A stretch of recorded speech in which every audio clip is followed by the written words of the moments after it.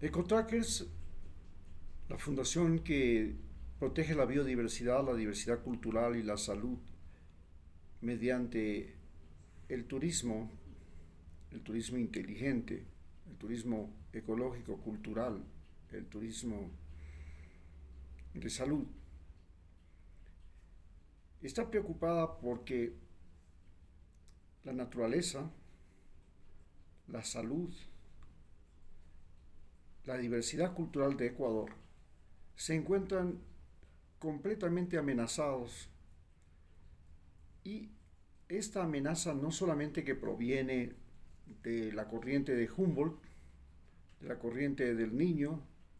del cambio climático, de la crisis económica que vive América Latina, de la pandemia que acabamos de vivir, sino que la amenaza proviene fundamentalmente de malos gobiernos. Hemos visto cómo después de Rafael Correa le han sucedido dos gobiernos, Lenín Moreno y Guillermo Lasso. Y estamos al frente de unas elecciones donde se produce una discriminación de los viejos y se piensa que los jóvenes son los que van a salvar a la patria. Pero no solamente que lo van a hacer los jóvenes, sino que a la patria lo salvan los jóvenes ricos exportadores de banano y de otros productos de exportación, o los jóvenes que han sido burócratas, han trabajado con el gobierno de Rafael Correa, y que ellos son los que pueden replicar lo que hizo Rafael Correa. Pero resulta ser que no es fácil, porque Rafael Correa tuvo éxito cuando los precios del petróleo estaban altos, cuando le fue posible renegociar la deuda externa y cuando le fue posible crear una nueva constitución, y con esa nueva constitución crear un nuevo orden en Ecuador. Pero en este momento, en Ecuador tenemos una constitución que creó Rafael Correa, pero que ha tenido innumerables cambios. Y esos innumerables cambios realmente la han convertido a la constitución del 2008 en una constitución obsoleta. Pero además nos enfrentamos al hecho de que vivimos una crisis de seguridad, y esta crisis de seguridad es fundamentalmente producida porque el precio de la cocaína está al alza en el mercado mundial, la demanda de cocaína ha crecido, y sobre todo porque los carteles de la droga han encontrado en Ecuador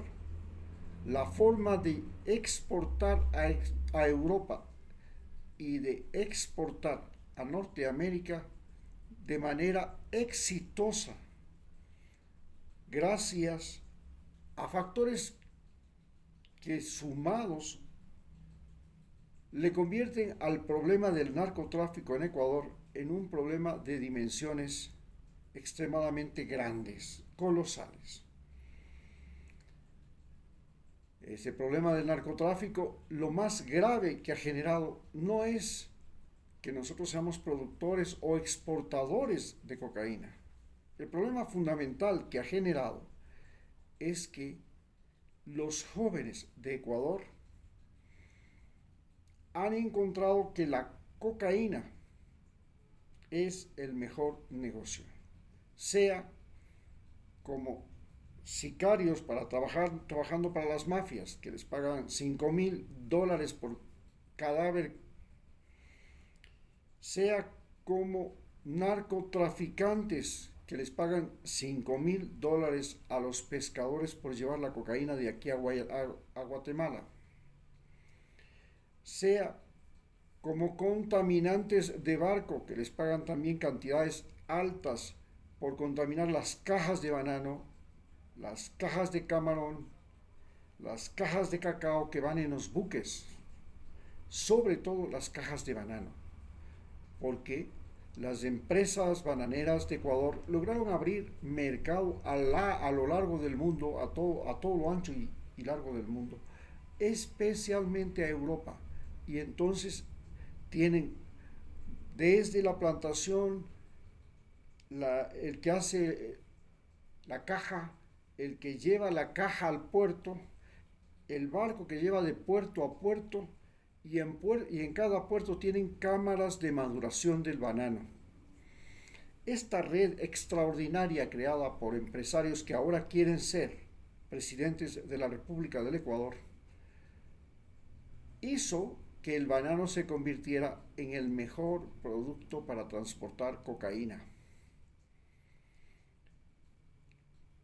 Los dos últimos gobiernos han sido de gente altamente vinculada al narcolavado y al narcotráfico. Guillermo Lasso, el presidente que tenemos ahora, empezó como lavador de dinero propio y de extraños, de otras personas, en sus bancos en Panamá, en Delaware, en el Caribe, en Islas Caimán, en las Bahamas. Y ahora se convierte en presidente gracias a que los narcotraficantes que lavaban dinero en su banco en Panamá, que eran albaneses, aparentemente le financiaron la campaña política a cambio de que les diera el control de puertos del Ecuador. Y esto es el motivo de la guerra que vivimos en el narcotráfico en este momento. El narcotráfico en este momento vive una guerra entre los carteles que abastecen a Estados Unidos con los que abastecen a Europa, porque la droga que normalmente proviene de Perú y Colombia, los mayores productores, en lugar de irse a los Estados Unidos y al cartel de Sinaloa o al cuartel de Juárez, ahora se van a Europa, al cartel albanés y a la Andrágueda, que es el cartel de la mafia italiana. Entonces, esta disputa por los puertos y por las cargas, por la droga, se ha convertido en una guerra que se libra en los puertos, en las cárceles, en los barrios y hasta en la capital de la República, y que ha llevado incluso al asesinato de un candidato a la presidencia de Ecuador, y a que los candidatos a la presidencia del Ecuador anden con chaleco antibalas custodiados por todas partes en la primera campaña política en América Latina, donde los candidatos tienen que andar con chaleco antibalas y con protección para evitar que se les acerque las multitudes y en alguna de esas multitudes surja una bala perdida o una bala con dirección y los acabe. ¿Cómo llegamos a esto? Esto llegamos porque durante el gobierno de Rafael Correa, que fue una luz en esta negra noche neoliberal que vivía América Latina,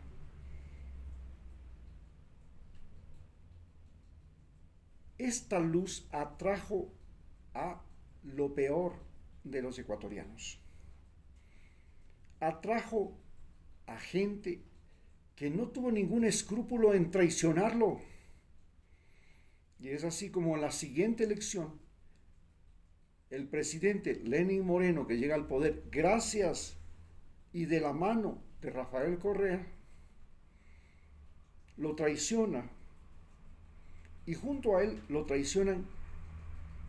50 de los 75 asambleístas que ganaron las elecciones gracias a Rafael Correa, y de un total de 136 asambleístas en el Congreso Nacional, que eran la mayoría, le traicionaron, prefirieron dejar de ser mayoría y traicionarle a Correa que serle leal. Y no solamente que resulta que atrajo a estos siniestros traidores, sino que también atrajo a gente que se enquistó o se familiarizó con la burocracia, convirtiendo a la burocracia en poder político. La burocracia como poder político es la tara genética del socialismo y del comunismo desde la época en que se originó, en 1917. Recordemos que el Partido Comunista está dirigido por el Buró del Partido Comunista, es decir, los burócratas del partido. Esta burocracia